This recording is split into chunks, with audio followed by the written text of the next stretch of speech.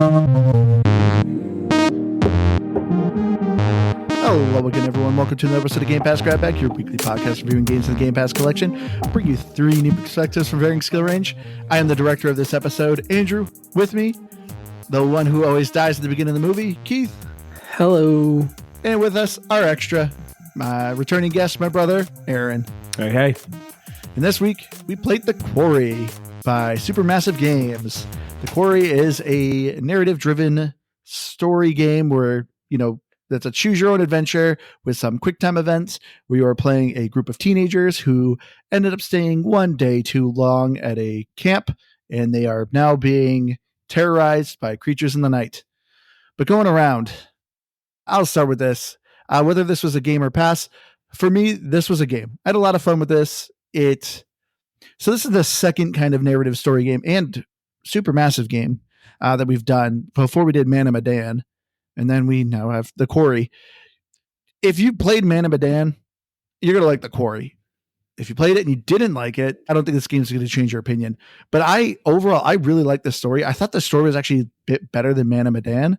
I thought it had more humor to it. I did not think it was scary at all, but I actually really enjoyed these characters. So I'm giving it a game. It's a great date night game too. If you have a significant other and you guys don't really want to watch a movie, this is a really fun game to play with somebody. So I'd say it's a game. I had fun. I kind of zipped through this and not that it's very difficult, but probably like 3 sit downs, I think. But I found myself enjoying it. And where it's a heavily narrative game, there's enough gameplay that I think it's interesting to play through itself, but I actually found the stories interesting, and I think it's because of its choose your own adventure nature of it. I was like, all right, I feel like I need to be invested, and I was kind of interested in trying to drive it different ways or whatnot. So for that matter, I thought for me, even someone who doesn't like narratives, a narrative driven game, this does really well. I forgot that Man of Medan was, and I think I liked that. That was as well. Sean Ashmore. Yeah. Well, so I was going to talk about this, and I won't. There's something about putting real life actors in video games that's always off putting to me. I think I talked about this in the Star Wars game as well. I don't hate it, but it just always throws me for a weird loop. But anyways, I'll talk more about that later. I'm glad that you brought that up, because that's actually was something I wanted to highlight as well as the actual actors in this game. Yeah, this is a game. I like this one a lot. I like it better than Man of Medan. And Andrew, I'm just going to play the role of the noob here. And just because you brought it up, is that actually true? Did they make Man of Medan? I thought they made that one that went to PlayStation. I thought a different company made Man of Medan, because isn't that a different trilogy? The Dark Pictures is what that's the Dark Pictures trilogy. The Dark Anthology is or the Dark Anthology. The Anthology. I think those are separate. Still Supermassive. Nope. Developer Supermassive. Interesting. For whatever reason, I kept associating this. Do you remember the one that came out on PlayStation? I think it was PS4. Yeah, Until Dawn. Until Dawn. That's what it was. I thought these two companies were related. I thought Man of Medan and that Dark Trilogy or Dark Anthology, whatever that thing was called, was a different company. I did not know these were all the same guys. If that's the case, Until Dawn was Supermassive Games as well. Congrats to these guys for churning out games. I feel like they're putting these things out pretty quickly. They actually just came out with one like last week too. So you have to like these types of games, and truly there's a void in the market for these. So maybe these guys are the only one that's kind of filled that void, but Telltale used to be the big ones. It used to be Telltale games. They would just grab an IP and they would just go ahead and run with it, and they would just create, game for it. And you're either into them or you're not into them at all. And if you're somebody who enjoys story, which we all know Keith does, so it's very, very, this makes sense that Keith loves it. If you're somebody who loves story, that's what these are. They're not really games. They're very little in games, but they work. And this one, as far as it goes for story-wise, I think it's pretty simplistic. And that's not my favorite choose your own adventure game. I still think Wolf Among Us is probably my all-time favorite. Yeah, that's mine too. Yeah, but this one's a pretty good one. And I don't think there's anything wrong. I totally agree. These are perfect games for date night. I remember when I used to play Wolf of Wall Street. It was one of the rare games that Lindsay would actually watch me play. You played Wolf of Wall Street, Aaron? Did I say Wolf of Wall Street? Yeah. You know the game Wolf of Wall Street. Wolf Among Us. There's not a lot of wolf titles. I'm going to do this. I'm going to do that at least twice in this, I'm sure. But with Wolf Among Us, that was one of the rare games that she actually watched me play all the way through. So I totally agree. This game falls right in line with that. Just a perfect game to play with somebody watching you. Yeah, I was actually hoping to get Liz on here, but unfortunately our baby is having a very difficult day. But yeah, she watched me play the entire through. She actually didn't want me to play anymore. She was like, no. She's like, I'm going to bed. I have to go to bed. She's like, but you can't play this anymore until I'm here. So I'll at least give some of Liz's thoughts on here. Liz didn't want to. Oh, and also, we will be doing this episode spoiler free, but at the end, after we kind of go through everything, we will do a spoiler cast. So if people want to listen to what our choices were and what we did for the story, stick around for that. But don't worry, during the full, like majority of the episode, at least on our review, we won't spoil things for people. But yeah, so I was going to try to get Liz here to kind of give her thoughts, but obviously it was just my game. So I figured she wasn't going to join for the spoiler part, but yeah. But yeah, I agree. I love that Supermassive, like this is their niche and they do a good job. Yeah. Like I said, they just came out with one last week, the casting of Frank Stone, which takes place in the Dead by Daylight universe. So they created another horror game kind of in another game's universe, which is really interesting. But yeah, so I guess we can get into this of the story. Like I said, we're going to try to avoid spoilers here. But as far as this overall story goes, you are playing a group of camp counselors. It is the last day of camp. You just said goodbye to all the camp. I'm drawing a blank. No, it starts the day before campers. Camp starts. Thank you. Why did I struggle with that word? Well, I'm like, I don't know. You said camp before campers. And it also starts with the day before camp with two of the main characters. Yes, which there is a prequel. Which man, I want to get into that. I was going to say that prequel pissed me off. Much of a spoiler, too much. No, it's not. But we'll get into that. That prequel pissed me off. The characters in that. But yeah, but the main story, like I said, it's the last day of camp. The campers have left, and you're a handful of camp counselors there, and events happen, and you end up kind of spending a night there, and when you shouldn't be, and things kind of go wrong.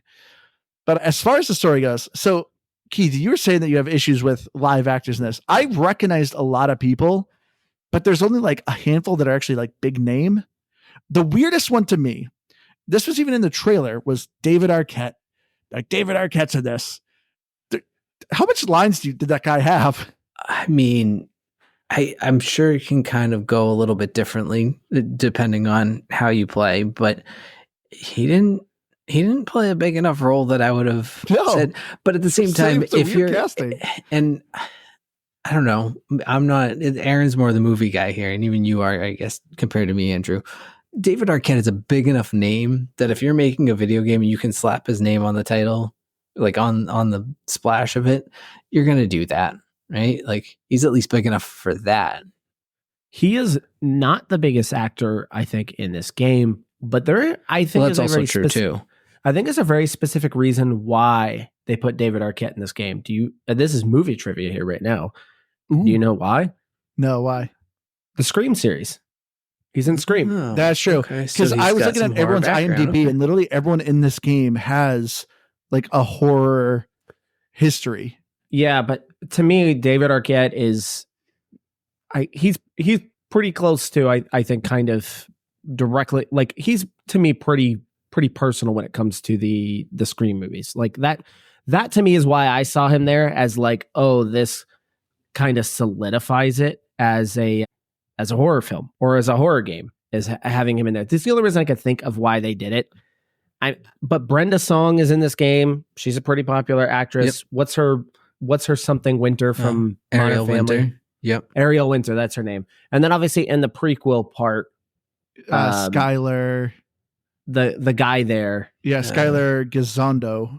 Yeah. I really like him. Yeah, it's like a face you recognize, but not a name. Me and Liz loved Santa Clarita Diet on Netflix, and he was one of the main characters in that.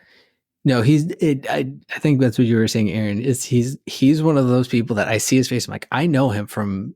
I think 30 movies, even though I know it's not, but I'm like, I know He's him a from everything typecaster too. but I could never, ever like that would be a perfect trivia question for me to not know is what is that guy's name? Yeah.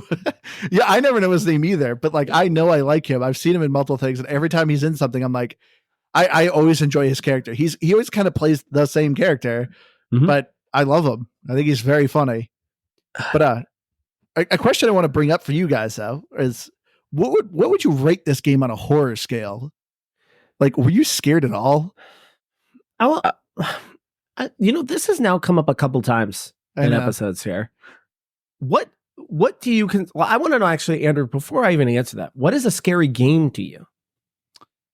I mean, something that puts me on the edge of my seat. Like I'm trying to think of the most recent game I was generally scared of. So that's my other thing that I'm curious about. Am I getting jaded? This is actually my point, because you kind of pointed to it not really being scary. I think a game, I do not find a game as scary as I can find a movie. And one of the reasons why is because a game still requires you to have some type of control. And I think that type of control makes me less scared of it. Where when you're watching a movie, you are literally just along for the ride. Yeah. So you have no clue what's happening and you have zero control over it. So I think you get a different sense of tension there. That's my assumption. So when I'm playing a game that's scary, I can recognize it's scary without actually being like, oh, I can't play this. I don't feel that way in video games either. But I keep noticing you keep pointing out that something is not scary. And it might be because you're jaded, but I do think video games are just different. I don't think they're scary the same way.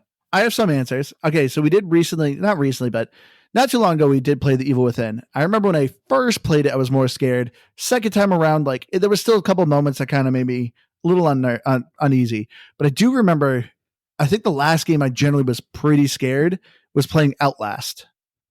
Okay. But have you played that at all? Yeah, but that came out a while ago. It did. And I would imagine that it is much harder to scare you in your 30s than it was, 10 years ago or 15 years ago, because there were obviously, I remember when we were kids, there were absolutely games that freaked me out. Yeah. Like Resident Evil was a scary game. Yeah. Tom and Jerry on the Sega Genesis scared me. And there was a lot of tension there. And so I do think some of it is jaded. I do think that now that you're older and you've played horror games in the past, I think it's a lot harder for it to hit you the same way. Because I don't even think a Resident Evil game would be considered all that scary to a lot of people today. No, I think too, it's a lot of what you said too, like it's a psychological thing where you have that level of control and you can sort of like, even though, yes, there's two paths and you're like, okay, neither of these paths may be good or ultimately something scary is going to happen. You can you get that guiding to it. And it's like, all right, I feel comfortable with what's going to happen, at least to some degree, kind of assuming, whereas like by comparison, movie, it's a complete, whatever they give you is what you get. So I can totally get that, because I was, to answer Andrew's question and sort of yours, like I probably still wouldn't put this above like a 3 for if I'm on a 10 scale of scary, but there was a couple points where I was like, ooh, that was kind of a spooky little, like, I kind of didn't see that coming. It didn't scare me. I didn't jump and run away from my screen, but I went, oh, hey, nice little touch. I like how I like that, the way that they did it or whatever. It was like I like the way you did it there. I appreciate a jump scare because there's an art to it, right? Is like, you have to know that it's coming for it to even work in the first place, but then to work it in at an actual point where it doesn't make sense. Like, I don't know if that makes sense. I know, like, I always talk about the was it Haunting of Hill House? That has, I think, the absolute best jump scare in any movie or show I've ever watched. Yes. Yeah, that car scene. Knowing it's coming, it still gets me. Like, and that's kind of the moment too. I think if you're going to talk about, is like the prequel is the lady in the back seat. Like, I was like, okay, so you saw it too. Yeah, I was like, I like. And that's the thing, because it's subtle. It's not it. I mean, the one in Haunting of Hill House isn't subtle at all. No. But and that was what I thought was so creepy about it. It was that blink and you miss moment, and it doesn't really have any impact on the story. But it's like, if you catch it, it's like, oh, that's kind of creepy. Nice job. See, yeah, I know this game is trying to go for jump scares, but none of the jump scares got me. Like, I always kind of saw them coming, and they were very kind of delayed. Like, it was like a delayed jump scare. And I was just kind of like, oh, okay. Well, and they'd almost always trying to go there. They'd almost always lead to a quick time event too. So it was like immediate pause. I don't think.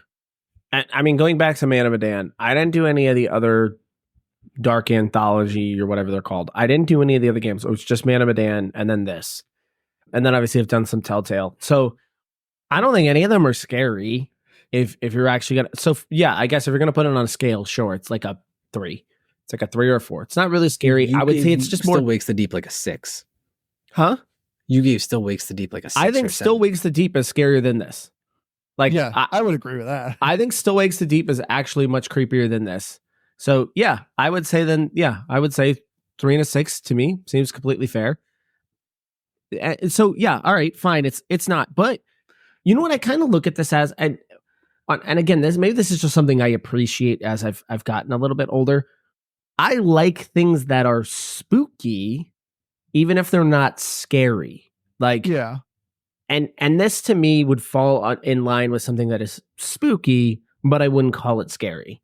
And, you know, maybe for somebody young, this might be pretty scary, but it just isn't what this is. And that's the story itself is very simplistic. And it was kind of the same thing with Man of Medan. If you really kind of like overarch what was the story of this game from kind of start to finish, it's pretty simplistic. I guess it gets a little complicated at one point in this, but it's overall about a monster or two. But it's nothing we haven't really seen before. It's not overly creative in that sense. Well, there's a lot of things in it that if you don't do the right choices, make no sense. Specifically, the blood. It's just like, what is this? What's going on with it? I had to look it up, and then people were like, oh, if you did this choice, it explains it. And it's just like, okay. So there's elements that are kind of confusing, but it is explained. But I do agree with you. It is overall pretty simple.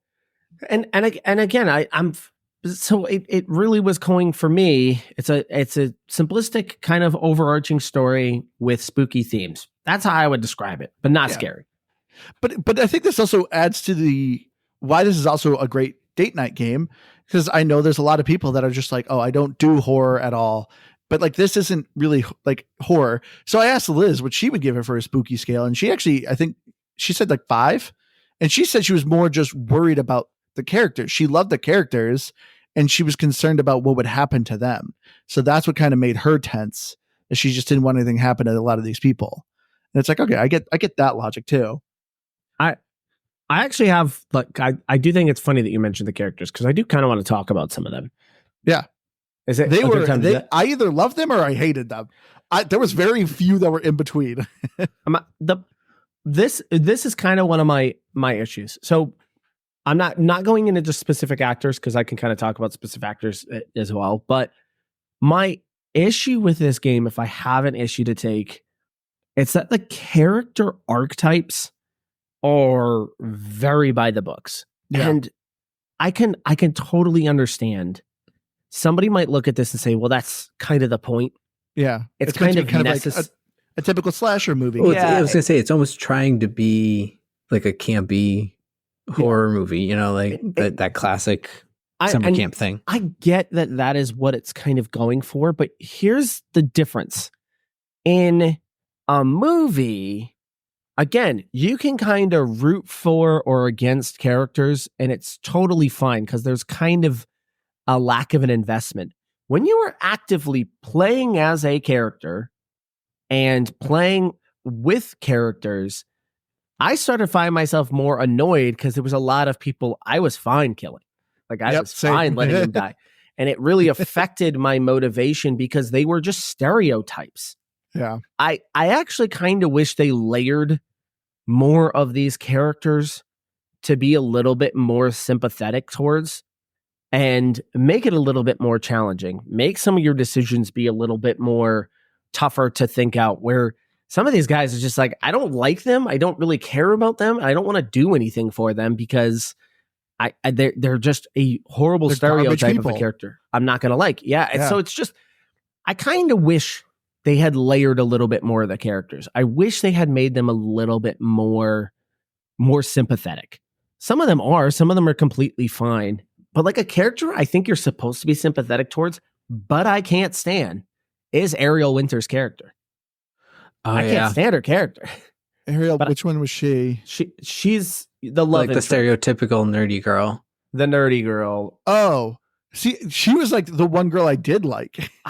I thought she was annoying too. I think my favorite one was, what's her name? I thought Brenda Song, the Asian one. She was actually pretty fun. Well, because first they kind of like, I don't know, they almost made her try to be the unlikable one, but I think it's Emma. Yeah, that's the one you're talking about. She's just kind of pouty.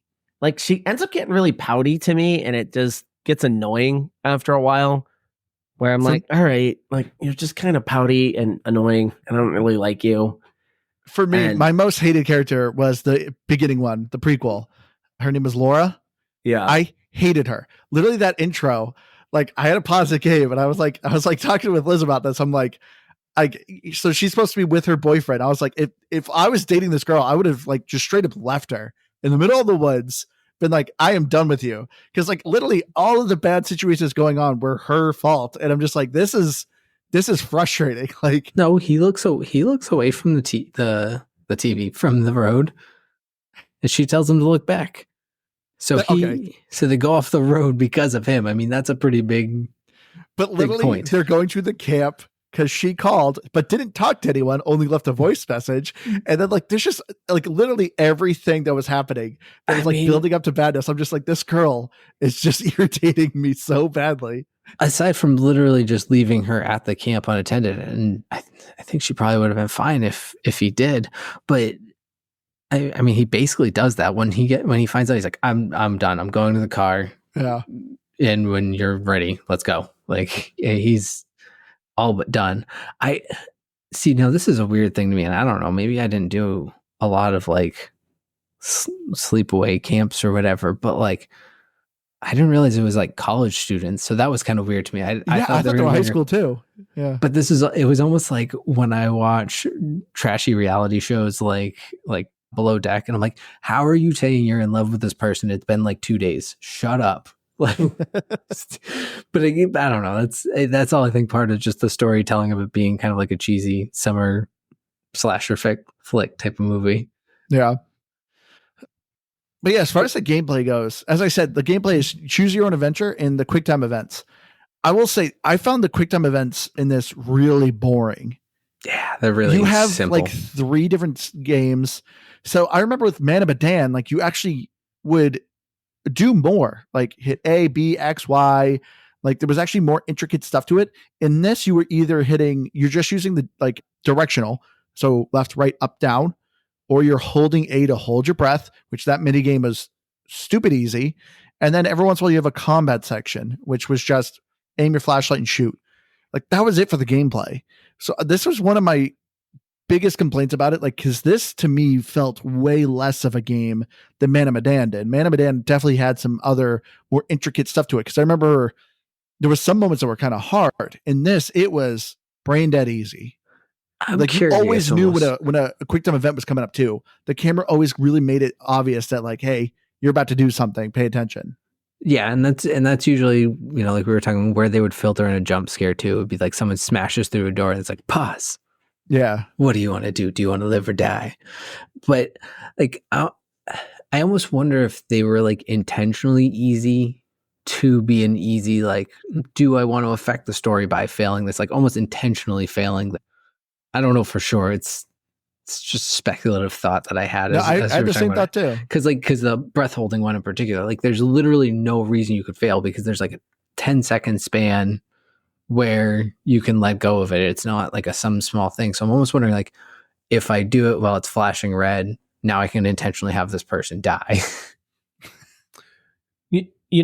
But just because we did Still Wakes the Deep, there's obviously elements of that game that kind of resonate here, but these games just aren't made for the gameplay. They're just not. And if I'm completely honest, I barely remember anything in Man of Medan being all that standout about the quote unquote gameplay experience, because it is mostly just quick time events. That's what they are. Yeah. There is, and even in the Quarry, there is some walking around to explore things. But that's all it is. And that's not why you do these games. Some of that stuff, much like it was in Still Wakes the Deep, feels like just filler. That really the elements of this game are where the story goes next, who can you keep alive? Just like a choose your own adventure, and that's all it really is. So it's really hard for me to critique the gameplay just because I don't know what more you could do with these that wouldn't be distracting from the actual purpose of the game. Like, I don't know. Like, who cares if I had to hit X, Y, A, and B, up, down, right bumper? I don't really care. I don't know. It doesn't really make much of a difference to me. It's still the same thing. So I don't know. Maybe they did dumb it down. I know QuickTime events for some people are just you like can completely disable them too. Or you can set them to just auto pass too. So it's not like you even have to worry about them if you don't want to. And that's a developer who realizes that people that like the game don't even care about the QuickTime events. Like, they're just there for exactly why these games exist.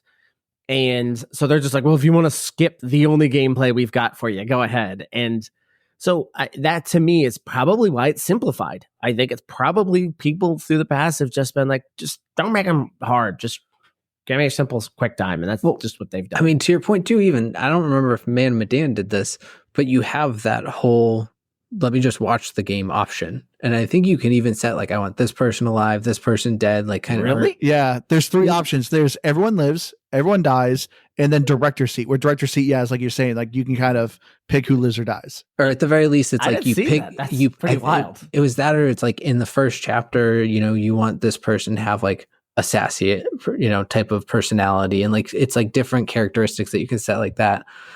So yeah, that's like actually a whole built-in feature, and I think that's to your point too, Aaron. Wait. You're saying that there was a mode in this game that you can change the character's archetype? If I recall, that's kind of how the director's cut worked. Let me see if I missed all of this. I did not know this was even a thing. Yeah, it's called movie mode. Director's chair. To be honest, I don't know if I would ever go back into one of these games. I could see people that would. I could 100% people that would.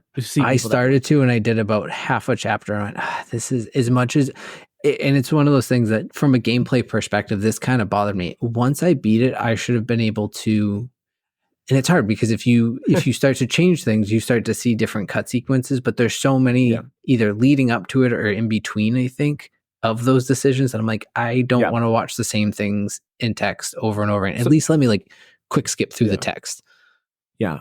But hats off to these guys. I can imagine building a game like this is just like a nightmare because there's probably so many things you have to like make sure that if you choose this, it doesn't ruin the story somewhere over here. Like Andrew just said, like the blood sequence. But I mean, this game is, I think, 40 gigs. It's pretty sizable. A lot to it. And I think it's because they have so many cuts. Yes, and because it is cutscenes. That is what the game is. The game is cutscenes, and that's where the draw is. And I agree with you. That would be the pitfall for me in retrying. You're going to retread a lot of ground that you did, so that even if you make decisions and certain characters are dying off, it's going to change, obviously, a lot of elements. But you're going to retread a lot as well, because the story still has to end up in a spot. Like the story still has to get somewhere. So yeah, that's the only reason why I'm like, I don't know if I could do this multiple times. I know some people could. Yeah, I kind of the same, but this is actually more interesting as I read through it. So if you do director's chair, you can set 4 different attributes for each character. So when under pressure, they'll either be adept, erratic, or clumsy, so that's like quick time events. Conversation, they will be sympathetic, inconsistent, or antagonistic. Fight or flight situations, they'll be composed, conflicted, or flustered. And then while looking around, they'll be vigilant, distracted, or oblivious. So, what's fascinating about that is that's probably very telling about actually what your decisions are in the game. They probably fall under those categories. Mm-hmm. So all you're doing is preemptively telling it, this is how I want you to respond in all of these scenarios. and you're doing that in the game, even though it's not telling you which one you're picking, you're probably falling under one of those archetypes every time you do it. So that's kind of interesting. So it's probably just you're preemptively picking that choice every time. So I want to get to the thing I did not like about this gameplay is the walking around. And this is another reason why I give this game even a lower on the like spooky scale, is because there are so many segments of you just wandering an area looking for evidence, which I thought would build out more of the story. It gives you extra information once the game ends. There's a podcast that plays and they discuss the evidence that you find and kind of give you more details. But when I'm playing the game, it just slowed down the game. And like, that's what kind of irritated me. Like the quick time events, like I said, are easy, but it was like, there were far and few between, because then it's like, here's a walking segment, walk around, try to find a tarot card or maybe some evidence. And it didn't bother me too much because for the most part, they were quick. There was one that just really irritated me, and that was the junkyard. The segment when you go to the junkyard, I was like, this is really badly designed. This area is huge and it's confusing. I don't like it. But that was just the thing that just irritated me, was just the unnecessary walking around, like the excessive amount of it. Would it improved for me, especially made it spooky? Slight jog. Well, no, there actually is. If you hold that bumper, you actually do go a little bit faster. Really? Yeah. So pro tip. But no, what it made the game more interesting, every once in a while you're doing these walking segments, you'll maybe see something in the background, like the camera cuts to like something running in the woods. It would have been nice if these walking segments were actually timed, and it kind of made you be like, hey, you got to hurry up. There's something coming. And it could add more to the story and actually put me more on edge. Because there was a couple times where I'm like, oh, is something coming for me if I don't go quick enough? Like, because there was a couple times I'm unlocking a door, like, oh, is this going to help me escape something? It doesn't. So I was like, like there wasn't, the walking segments literally are just find evidence and go to the next area. That's it. Yeah. This was this is how all these games are. I don't think really Medan had any walking segments. It didn't? I don't. Oh, no, it did. It did. I think it did. But I remember them being just shorter. Like I said, it didn't bother me too much until the junkyard. That junkyard segment was just so big. I think my biggest issue with it is the amount of collectibles because that's what made me feel like I had to do a lot of walking. Because in most cases, it was like, okay, that's like the direction I need to go. Like you said, you might see something in the background. You kind of know that's where you're going or whatnot. But yeah, just the over amount of collectibles to a certain degree is, I think, what got me. Oh, and then, well, speaking of the walking segments, the other thing that was irritating me, you guys are in a camp with no power in the middle of the woods. Not once did anyone ever go, hey, we need flashlights. Some people use their flashlight on their phone, but they're literally waving it in the sky, like straight on the ground. And I'm like, can I direct this flashlight? There were some areas that were so dark for me. I had a hard time seeing. It was with the right stick, but it was kind of... Well, it was still just, it was inconsistent though. It wasn't exactly great mechanically. I won't defend that aspect of it, but that you could I love control. That Andrew's the one swinging the thing around. He's like, well, it's one character that had it.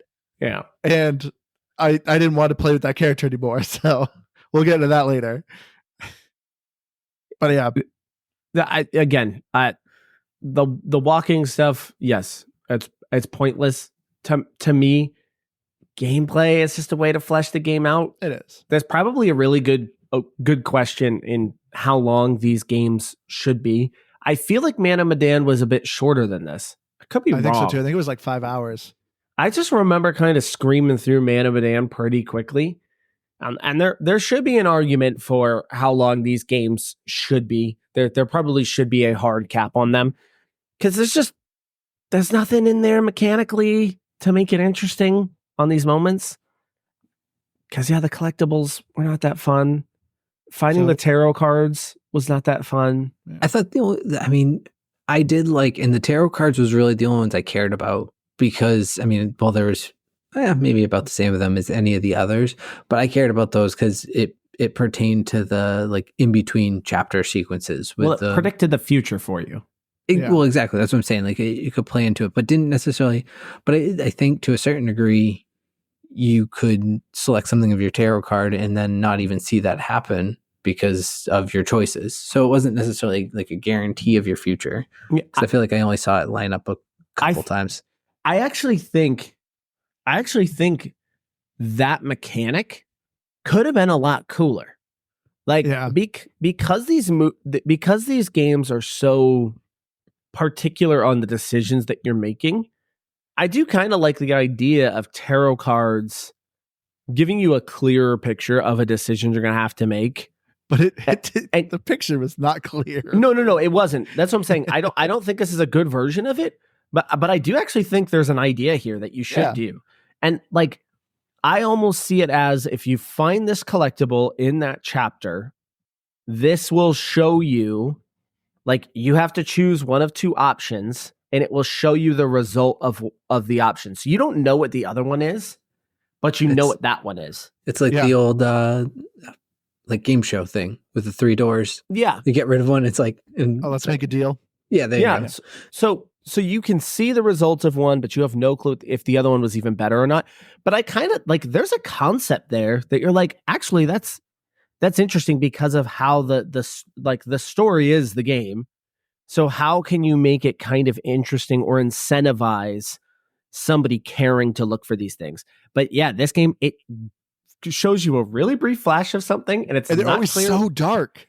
Yeah, and you're not sure what it's connected to. So it's not like I can prepare for it. It's like, okay, thank you. You showed me a can of seafood sitting out. Like, what am I supposed to do with that? And it means nothing to you. And it shows up somewhere later on. And so it's just, there is a version of that would be really cool. Well, yeah, like one of mine, I like saw someone getting attacked by one of the monsters. In the way I ended up actually getting to it, I did see that. I went, oh, that wouldn't have been what I expected, because I think part of it included intentionally failing a QuickTime event. So it's like that wouldn't have been helpful. But as you were saying, like if there was like a pop up at a decision scene and it was like, hey, this decision gives you this thing. Remember that you got to see earlier? Yeah. Like plays it up in the top right corner and then the left side's the other option or whatever. So I think that would have been like a really cool way to incorporate that a little better. But even as bad as the mechanic played out, it was the only reason I cared about the tarot cards. Yeah. So the incentive to get those tarot cards is pretty much non-existent because it doesn't help you. It doesn't improve anything. So to me, again, there's a version of that really works, and it's actually a really good idea. But this was not it. This was just a husk of what the idea could have been. But I want to get into the voice acting, the audio here. I gotta say, overall, even though we kind of already talked about like he's having name actors in this game, I liked the voice acting. Some of it, I was actually surprised at how humorous this game was. That's one thing Liz really liked. Liz was surprised that she legitimately laughed out loud a couple times, specifically at the beginning when the guy made the joke of, "Oh, would they have a podcast about you for smelling and looking like a butt?" Liz thought that joke was hilarious. that got a good laugh out of it. That is peak comedy. I mean, it did kind of make me laugh too. But I did. It's kind of one of those jokes that's so bad it's actually kind of funny. You know, it's almost like alarming at how weird that joke is. Same with when they're looking for supplies, so the guy's going beep beep. It's my beer dar. It helps me dar for beers. It's like such a stupid line, but it's like, okay, that's actually kind of funny how stupid it is. So I actually like kind of the humor in this game. I didn't mind I did not mind the voice acting. I think the acting is pretty good. My issue was the actors. Oh, by the way, Ethan Suplee is in this movie as well too. Ted Raimi.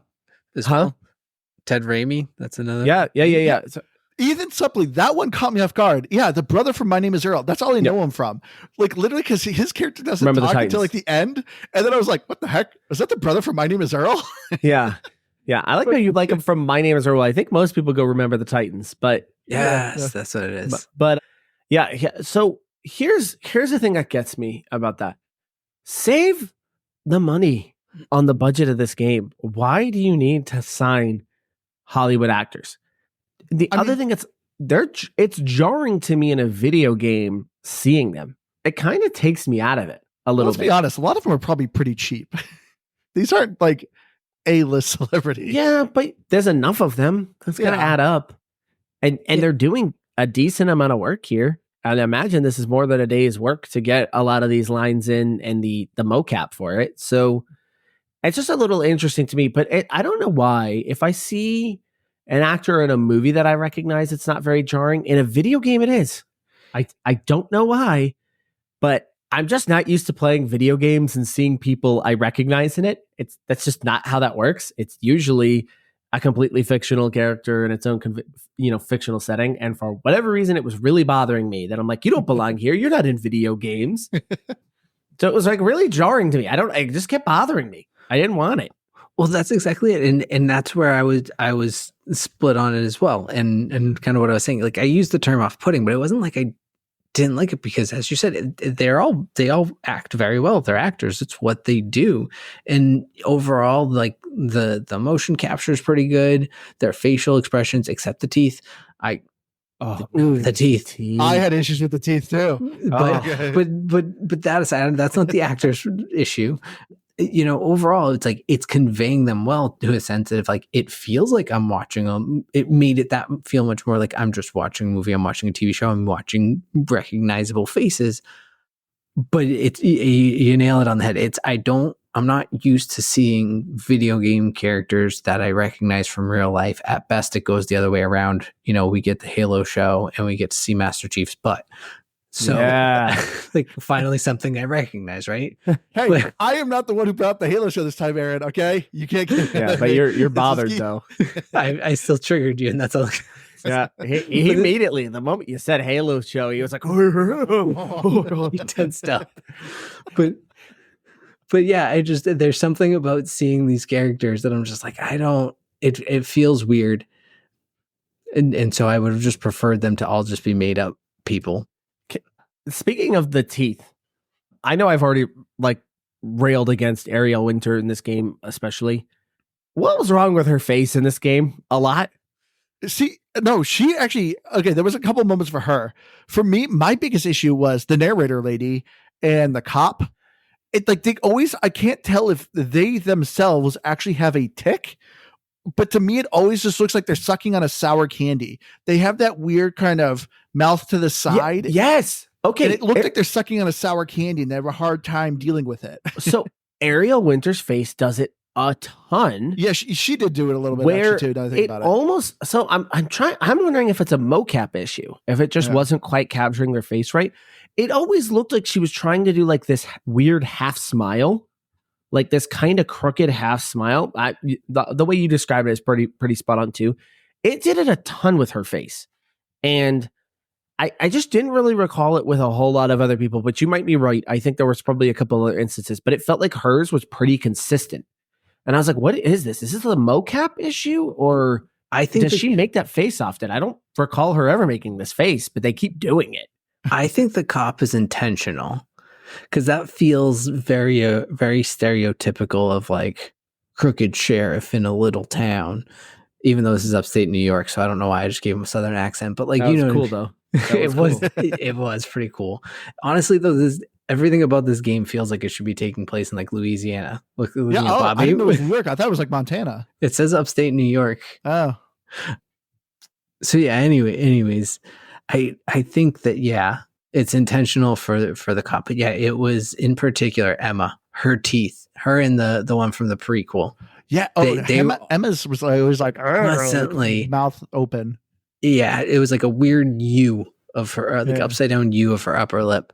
And that always drove me nuts. All right. But yeah, I brought it up on my phone. If this is probably a bad visual. Can I make it so it might not? But she's always got this. Well, hold on. It's going to wash it out. She's always got this weird, crooked face look. Yeah. What is that? I can't stand it. So this is a visual that I'm showing right now. So if you are listening to this on audio, you're not going to notice it, but this is recorded on YouTube. If you want to check it on YouTube, I was going to say I'm sharing the screen right now. Well, that's Caitlin. He never had an issue. Her face was always perfect. Yep. There you go. There's never had hers.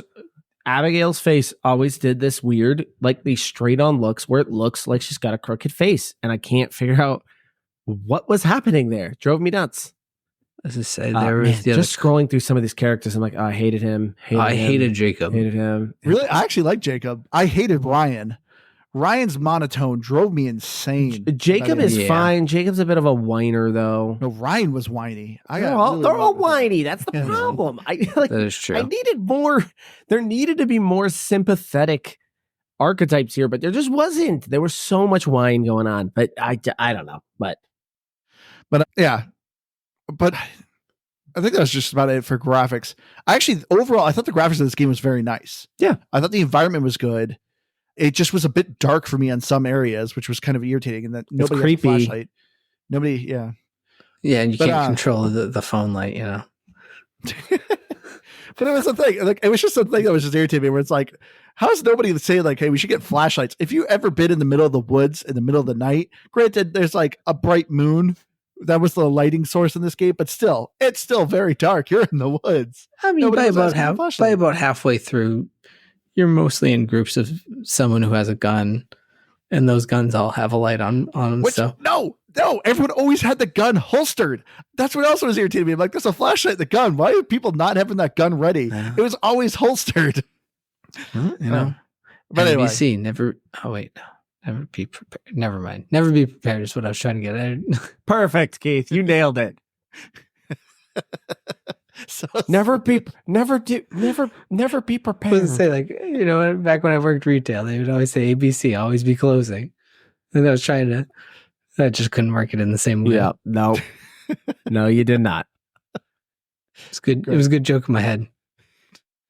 But as far as achievements go, this game is not for achievement hunters. You got to play this game, replay this game probably 3-4 times. So if you really want to do it, you can. They're relatively easy to get. But each playthrough on time to beat, you're looking probably about 9 hours. So completionist, it says you're looking at 33.5 hours. So if you want 1,000 this game, you're going to have to put in the time.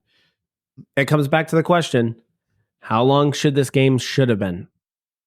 If you could, I agree with like what Keith's statement of a lot of repeating dialogue. If I could speed that up, I would have easily played this game again. But I was the same as you, Keith, where I started the movie mode and I was kind of like, okay, like I'm seeing a lot of the same. I think they just need to implement a way to kind of speed it up. But that's the game though. I think what it should be is it should be 5 hours. I think 5 hours is perfect for these types of games, which is what Still Makes the Deep was, right? Wasn't it around 5 hours? I think that's. I think so. Flag. And yeah, I looked it up. Man of Medan 9 is too much. Says it's 4.5. Yeah, 9 is too much. But yeah, let's get into our final thoughts, and then we'll talk a little spoilers. Talk about who lived or died in our games. But for me, as I said, The Quarry, it's a lot of fun. It's a great date night game. You know, if you guys don't know what to watch on TV, this is something that's easy to kind of boot up and play. The gameplay is very easy, but it's nice to kind of talk with, you know, people in the room. There is like co-ops you can do online. I didn't do it, but from what I heard, it's really not good because the co-op people, whoever is just the main seat, makes all the decisions. So you're just essentially just watching someone else play the game, which is a kind of a poor design. Like that's not that great of a. I didn't even know that existed. That is a stupid design. Because I remember when we played, what was that other movie game with the heist? Do you know what I'm talking about, Keith? It was the Italian robbery. Job. No, it was a bank robbery. It was like almost kind of watercolored, cell shaded. Payday. No. Oh, you're talking about the. Oh yeah. Oh, what was it? Was it something Sunset, right?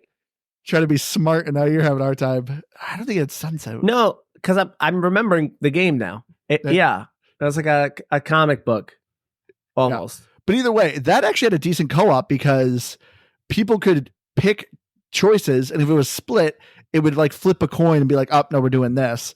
And then whenever there's quick time events, sometimes your partner would do it, sometimes you would do it, and it was actually kind of a fun implementation. Found it, Keith. No, I can picture the game though. Yeah, he's literally Googling, and then he just goes, "Oh, no, still nothing." I mean, I could probably search in our previous episodes, but anywho, I'll just keep talking.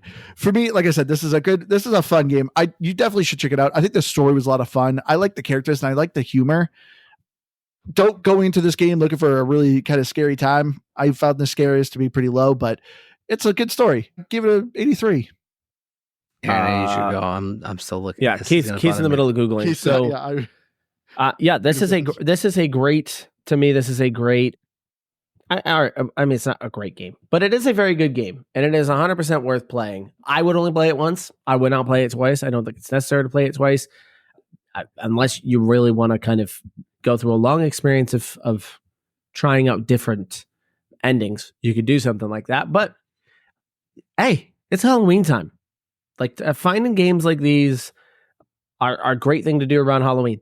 Find somebody to play it with you. They don't need to do anything. So if you've got somebody that likes to watch spooky things, not scary things, but spooky things, but maybe don't like to play video games, this is the perfect type of game to introduce them to. And there are other games out there that would fill that in too. So, if you like this one, you're going to find other ones that are great as well.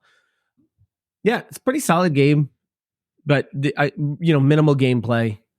I still think I like Still Wakes the Deep better than this. I don't remember what I gave it for a score. I'm going to give this an 81. Okay. So I found my answer. I think Andrew did too. I saw him give a smirk. It's As Dusk Falls. Oh. Dusk Falls. Dusk Falls. As Dusk Falls. As Dusk Falls. I thought it was going to do the sunset, but yeah, I found that by looking at Family Trapped in Motel Choose Your Own Adventure. Perfect. That is the description. That's how you use Google right there. Yes. Yeah, I don't know. Just because I guess we're not, because I brought it up and now we're using Still Wakes the Deep as reference. I liked this better than Still Wakes the Deep personally, because again, I think having the actual sense of choice in kind of who lives and who dies, whereas Still Wakes the Deep was really much on rails, and to that point, I didn't care for. But this isn't an episode about Still Wakes the Deep. It's about the Quarry, and I really liked the Quarry. I had a lot of fun with it. I like, Andrew and I talked about, I wanted to be able to play it more, and maybe it was a symptom of it being a little too long. I think it really was more being able to skip through certain things and kind of guide it a little bit easier could have trimmed down and made me still want to play it, because I wanted to see the additional cutscenes. I just didn't want to watch the same ones over and over again. So I wish it was either a little bit more quickly replayable, but also maybe make it a little shorter, and that could have worked too. That said, yeah, it's got a couple little, subtle jump scares, so they're not too jumpy, but I think that makes them a little more interesting and fun. I would have to say, yeah, 84 seems good. All right. So let's get into spoilers real quick. We won't do a crazy long spoiler cast, but I figured it'd be kind of fun to talk about how our stories went a little bit. So if you don't want to hear spoilers or anything like that, you can stop the episode here, but let's get into it here. I guess a little more time for people to pause. Okay. So we already talked about some of the characters. I killed all the people I did not like. I will say one of them was unintentional, but the first, right off the bat, so I hated the prologue girl, Lauren. Like I said, I already said that everything she was doing, I'm like, this girl's irritating me.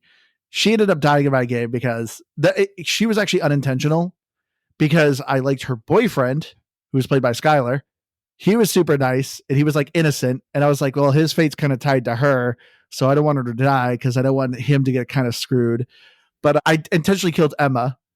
That girl irritated me too. She was just causing drama. Oh, yeah. And when you got to the treehouse and it was like, oh, look at the luggage, or do you want to open the trap door? That clearly sounds like there's a monster there. I was like, I'm going to open the trap door. Yeah, open that up. I was like, go ahead, girl. Because I was also curious. Because in the tutorial, they're like, oh, there's no wrong choice. It just, there's like different consequences. So that's also too, I was like, no way, it's just going to be like, yeah, she's going to die. No, she died. So that was kind of the reason I did it too. It's like, I wasn't necessarily like, she kind of, but yeah, I kind of had the same moment where I was like, I don't know, up to that point, no choices had led to anyone just getting absolutely mauled to death. So I just kind of went, I'll mess with fate here. This seems like fun. I'll roll it. So it wasn't just me. And then it just panned out on, oh, she did. Yeah. No, I kept going, well, maybe she's just a werewolf now. Like, maybe she's still alive. And this is like, no, Andrew, like, there's blood going on there. I was like, she could still be alive. Yeah, no, there was a few moments later on that I was like, I don't know, maybe I've saved enough people. Because I think from there, I was like, I'm going to try and save everyone. Which at that point, it didn't matter, because I should have just tried to kill everyone, because that's another achievement. Yeah, I was thinking that too. But all in all, yeah, I was looking, I didn't get any of the like good achievements. I killed off Emma I don't know if there's an earlier point to do it, but I killed her off at the very last second. Laura. not Emma. Sorry. Same here. Laura and Ryan died for me. They were the other Okay. two Yep. people that died. You must have almost where we had Well, the I exact missed the same. shotgun shot. It's what happened with me. I didn't miss. I just didn't take it. I was like, I'm gonna play this out. Maybe Caleb's not that bad. Yeah, I had that thought process too. He's but bad. I was like, no, I'm going to shoot, and I ended up missing anyway. And so I tried to stop the game, and it was like, no, too late. It saved. I couldn't do it. Man, so you had like the same game, Keith. All right. It's been a while since we played this, or I played it. I want to say it was like 5 months ago. I forget who I killed. I killed one person by accident, but I don't remember who it was. Now, of all three of us, I am the only one that kind of cheated at this game. And the reason I cheated was actually kind of incidental. So what actually happened to me? Accidental cheater, you know? No, what happened is I was getting real pissed off, like unreasonably pissed off, that every time a chapter ended and you meet the fortune teller and she's like, you didn't find any tarot cards. Wow, you really suck. And, and then I'm like, what are these dang tarot cards? And then I go to the next chapter. She's like, you still didn't find any tarot cards. I'm like, what are these dang tarot cards? How I've not seen any tarot cards. The first couple are like right in your face. I don't know what I'm looking for. I didn't even know they existed in the game. It's a dead center. The camera like focuses on it. It does a very, very like intentional I missed of the screen with like some small corner of the room and like focus. So I keep getting pissed that this lady keeps mocking me, and I don't know what the things are. So I'm like, that's it. And I go on to Google, and I'm like, where are the dang tarot cards? So really, I didn't go to cheat on the game. What I went to do was go to figure out why I'm missing these dang tarot cards and where are they. And so then did you start over? No, I was just like, I went to whatever the next chapter was. I was like, what is the tarot cards in this chapter? Like, where are they? And, some you have to get quickly. Like some, you can just find. Some you just have to get them real quickly. But whatever site I went to, it might have been like it was like its wiki or something like that. And I was going through and it was breaking down the tarot cards and stuff. So then at that point, I'm like deep into, this is where you can also see who lives and who dies. So then I got way ahead. So I knew what was happening at that point. Like you didn't know what the monster was. Like you didn't know they were werewolves. So I didn't even know that until I'm looking at this. I'm like, oh, it's werewolves. Oh, okay, that's cool. They look like goblins. Yeah. They're not great looking werewolves, but they're werewolves. So that's why I say I incidentally cheated. I didn't go there with the intentions of cheating. I went there so the lady would stop mocking me. I was sick of her like constantly being like, no, looks like you didn't get any again. And I'm like, lady, I don't know. And so this is why when Andrew's like, I didn't like all the searching around. You don't know how much searching around I was doing after the first time she mocked me, where I was like, what are these tarot cards she's talking about? Then every time I'm searching, I'm like in every corner of every map looking for these dang tarot cards. And I still get to the end of the chapter. She's like, nope, still suck. And I'm like, God, I hate this game. And so that's why I say I incidentally cheated. I didn't mean to go to that. I went to go figure out the tarot cards. And then I was like, oh, all the information's here. I'm just going to follow that. Well, see, but that's the kind of the thing, like with the achievements and, having to replay it. I know that it's, very specific actions that get to some of these, but like you look at some of the achievements, I'm like, these are kind of interesting storylines. It was like have Travis and Laura kill each other. Which I got that. Have Caitlin be the only one alive. Like, yeah. How, like, from where I ended, having Caitlin being the only survivor, that's a wildly different outcome, right? Like, I kind of why the game shouldn't be 9 hours. Like, I mean, maybe it is, I guess it is really the issue of the 9 hours, I guess. But yeah, there's interesting twists and turns to this story that I would like to see how they happen. And I don't, even if it was as a show, I don't necessarily want to rewatch 75% of the same show. I guess you could say I do that. We all do that with a lot of shows, but it's like, those are comfort shows. I don't want to do it for the interest of finding a new twist in 75% of the same content 6 times. Yeah. There was another story element of this game that also irritated me. I know, obviously, it makes sense in the context of you playing the game, But what irritated me is this is the end of camp. They were here for over 2 months. Constantly characters were like, where's the boathouse? Where are we right now? It's like, you have been living here for 2 months. How do you not know where you are? Like, I understand it's supposed to be like gameplay for you, but there were so many times where people like were asking these questions and I'm just like, but how do you not know? Yeah, probably. But the only places that make sense is like when they're walking to the junkyard and to the house. Yeah. But even then, they're like, oh, where would the family be? And only one character is like, well, there's a house back there. And it's like, why didn't no one else know about this house? It's huge and it's right there. How do you ignore that for 2 months? Oh, and then there's a body wrapped up in barbed wire right at the bottom of a dock where kids are swimming. No one's noticed this body floating there. What? Yeah, but they weren't swimming down way deep to find a stupid little piece that for some reason you kept in your hand. It just put it in the dang cup holder, bud. Like stash it in the car immediately, and that's not even from like you're in a horror game. That's just like, hey, I mean, they do set him up to be kind of an idiot character, but like you take out a tiny little piece that you need to not lose for the car. I'm like, I am going to put this somewhere right inside the car so I don't lose this, and I'm going to walk away. Yeah. So another thing that kind of occurred to me in my cheating with this game, I wonder how you guys feel about this. Because, like, how do you feel about your choices not necessarily being obvious to its outcome? Like, I noticed when I was cheating that, like, there were certain instances where you think you're going to do something that gets you this result, but it actually does the complete opposite. Yeah, that irritates me, because it's kind of like what Keith was saying earlier of like, do they want you to fail some quick time events to progress, right? Yeah, I think like there was an instance, I think it was like somebody's foot gets caught in the trap, and what you do at that sequence you think would actually help them, but it actually results in them getting killed. And I remember thinking like, man, if I play this and didn't know that, I got a character that I did actually like, I just got them killed, but I thought I was doing the right thing. Like, what's your general feeling? Should these things be obvious? Like, if it's 9 hours, yes. Because this is where I really agree with you with the timing. Because it's like, that's what irritated me of like, you just spent so much time with these characters, one little blunder, and they're dead. And it's just like, come on. And I get it. Like, I get the instance, like where you're talking about the instance of like, you missed a shot. To me, that was a skill miss. Yeah. And so, okay, fine, I'll accept it. I guess what like bothers me is should it be obvious or not that the decision I'm going to make results in this or this? And I guess I'm kind of on the fence on it, because like part of me is like, well, that's just the reality of life. But at the same time, do your decisions even mean anything then? Your decisions don't mean anything.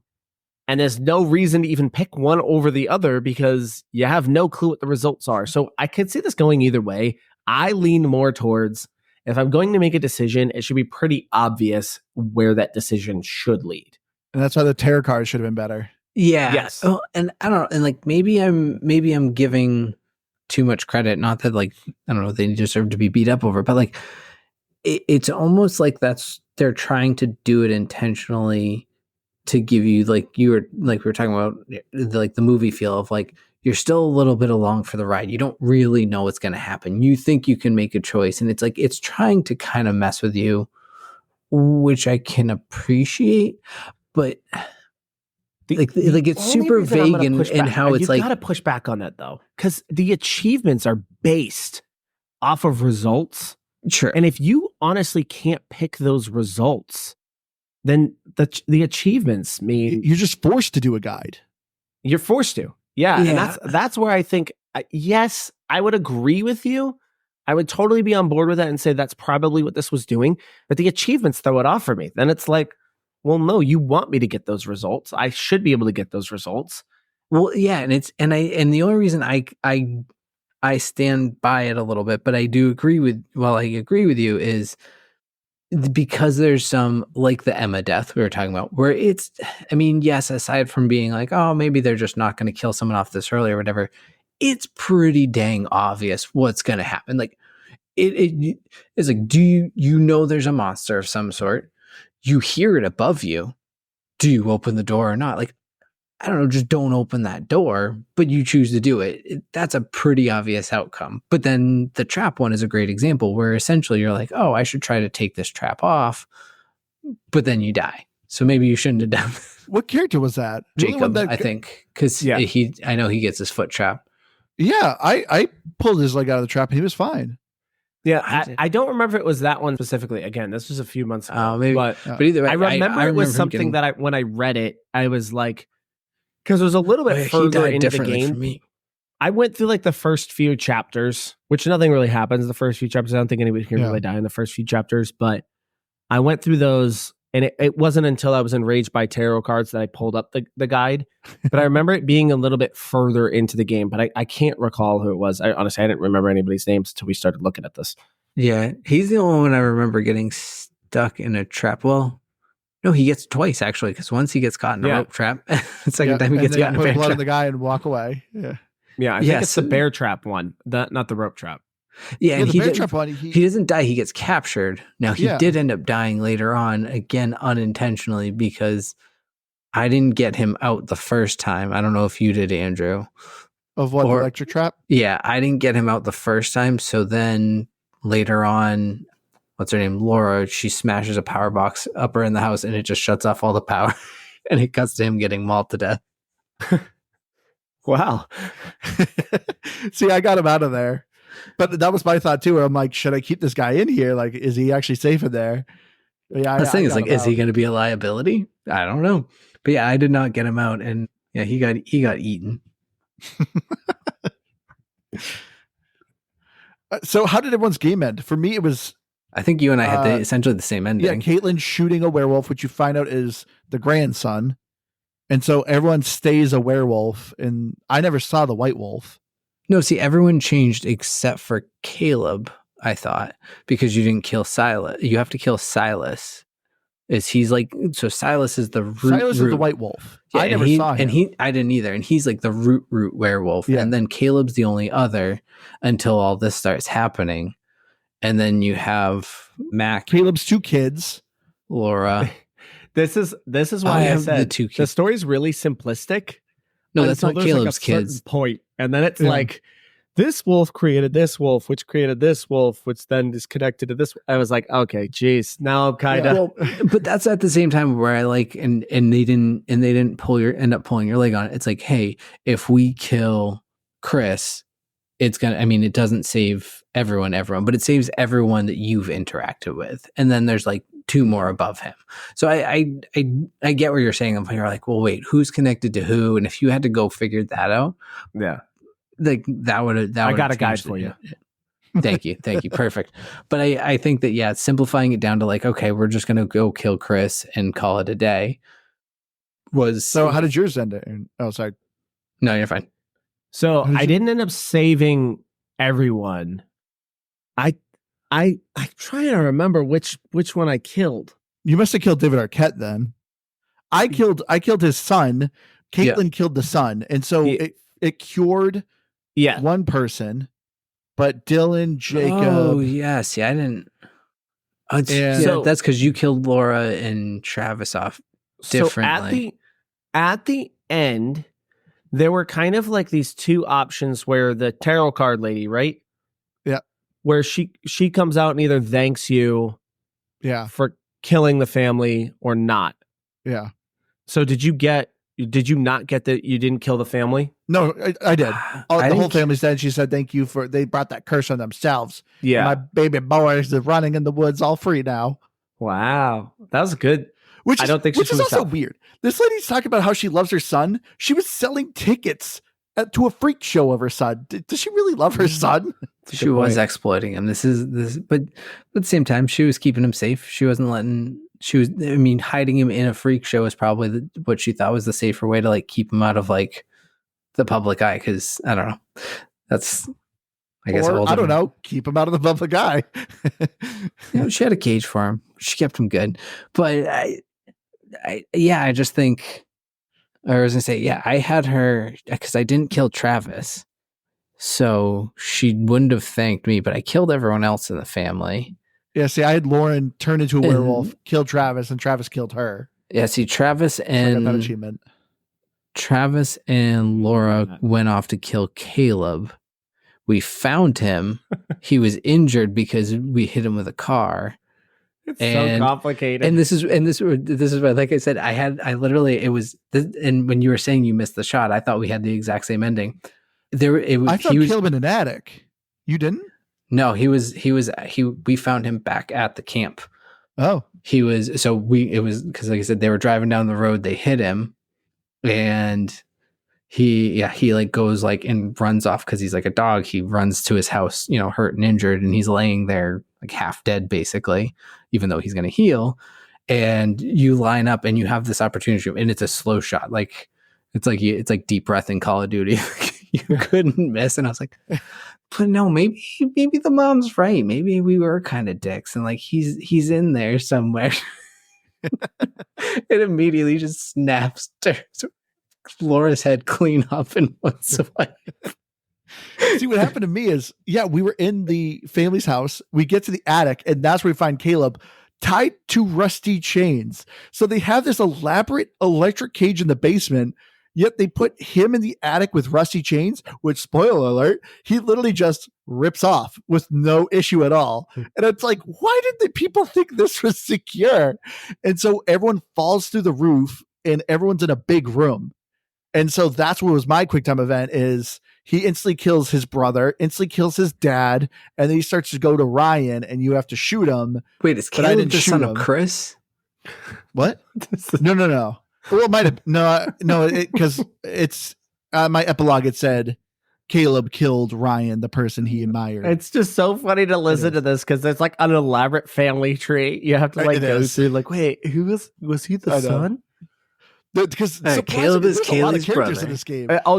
When you get to the end, there's a ton. There's a ton of characters by the end of the game. At first, it's just like, you got like 16. So that's it. So and then Silas, it's like, that was a whole family. Silas was the one that I had the opportunity to kill at the end, and I didn't.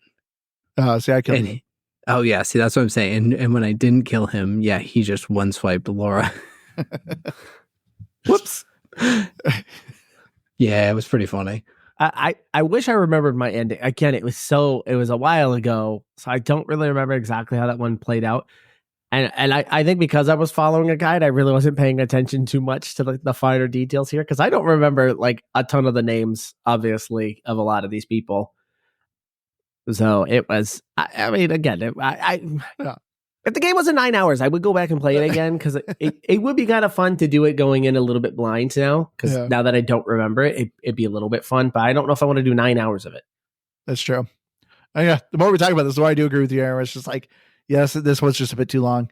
Yeah. But I remember playing it, not thinking it. It's great I think it's a good runtime for your first time playthrough. Yeah, because even the chapters all last probably 35 minutes tops, I'd say. Yeah. And that's if you're like really exploring the level. I think if you kind of skip worrying about collectibles at all, you could wrap all the chapters up in about 25 minutes. All right. If I didn't spend as much time wandering around for collectibles trying to find those dang taros, that process could go a little bit faster, but you don't run into a werewolf. I mean, it felt like I was like 4 hours in without anything really like happening.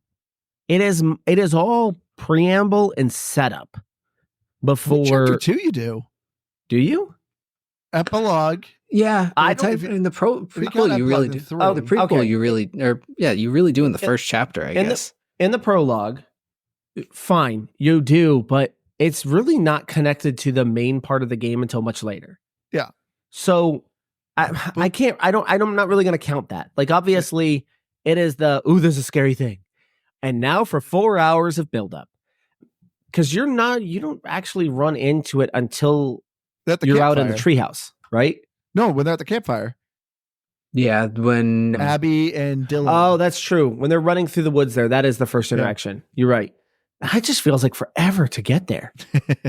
That felt like an eternity. Yeah, the whole shooting sequence for the bag of chips. Like, I get that's partly a tutorial. Pop peanut butter pops. Yeah, but that felt like a I love that dance. Yeah. I mean, that is good, and the song's good too.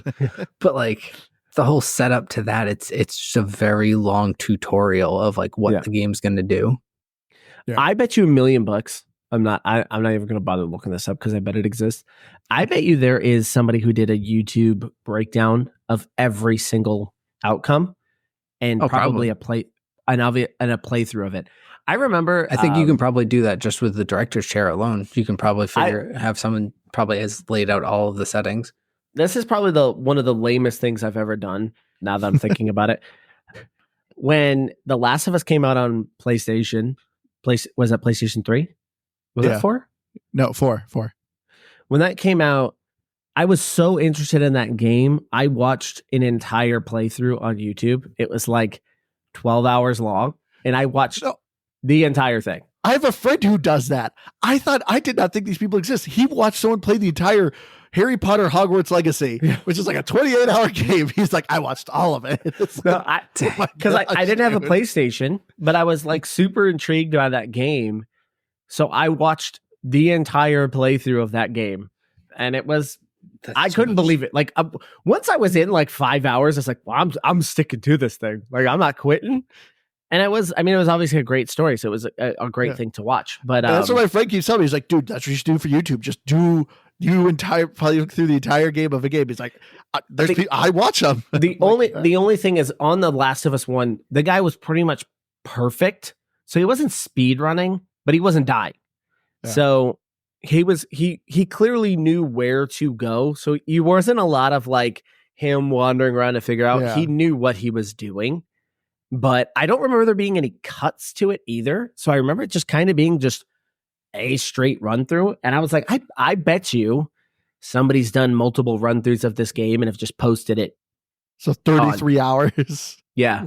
Of every single one. Once it's done, it just goes and restarts as the next one. But I don't know. Could be an option for you. All right. But we should wrap it up here. All right. So thank you everyone for joining us. Hope you enjoyed the spoiler cast episode here. If you have any game suggestions, go to GamePassGrabBag.com or hit me up on Xbox Live, Firebird0152. Love to hear from people. Join our Discord. Me and Keith are on there talking, chatting with people all the time. I've been doing some Jackbox party nights there too. So if you want to come hang out, talk to us, play some games, come on over. Go to GamePassGrabBag.com. You'll find our link tree. It'll bring you to all of our stuff. So yeah, join the party. I've been Keith. Spooky month. Get spooky. It's October. It is. It's October 1st. So get spooky with it. Okay. Well, I know it's hard to follow. Yeah, that is really hard to follow. Like, what are you supposed to say to that? You want to plug your YouTube? Yeah, if you want to check out some YouTube shorts, you can check me out on YouTube under the name Screen Test. That is one word. And if you do search me up on YouTube, you won't find me because apparently I'm just buried on there. But if you can find me out there, I am out there. And looking at that tank top, apparently on your OnlyFans, it suns out, guns out. So, listen, there's only just a few days left where this tank top is going to work for me, and then it's sweater and sweatshirt season. So it's not working for you right now. It is working. This is my walk-in shirt.